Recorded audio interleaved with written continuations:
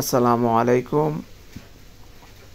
প্রিয় বাইকার্স ভাইয়েরা, সবাই ভালো আছেন, সুস্থ আছেন। আজকে আপনাদের সামনে কিছু কথা বলবো। যদি আপনাদের ভালো লাগে অবশ্যই দেখবেন, আবার অন্যদেরকে দেখার সুযোগ করে দিবেন। আজকে যেটা বলবো জেল নিয়ে, চাকার জেল নিয়ে। কিন্তু চাকার জেল ভরার পরে আপনি ভরতে চাইলে ভরতে পারেন, সেটা আপনার ব্যক্তিগত বিষয়। কিন্তু জেল ভরার পরে সামনে এবং পিছনে দুইটা টায়ারের 100% অ্যাকুরেট পিএসআই পাবেন না।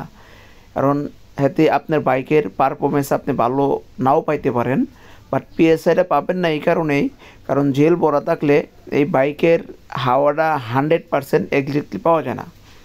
অবশ্যই আপনি ট্রাই করে দেখতে পারেন, কারণ জেল রাস্তাঘাটে বিপদ হইতে পারে। অবশ্যই জেল যদি আপনি ভরেন, আপনি এটা ভরতে পারেন। তো জেল না ভরা বেটার। আবার যদি মনে করেন যে না আমার লাগবে, জেল ভরতে হবে, তাহলে ভরতে পারেন আপনার বাইকে। কিন্তু আমাদের কিন্তু বাইকের পারফরমেন্স, সামনের চাকা এবং পিছনের চাকা, ওই চাকার যে পারফরমেন্স, জেনুইন পারফরমেন্স, এটা আপনার 100% না পাওয়ার সম্ভাবনা থাকবে। কারণ সামনের পিএসআই থাকবে হইলো 29, পিছনে পিএসআই থাকবে 33। অবশ্যই আমার কথা যদি আপনার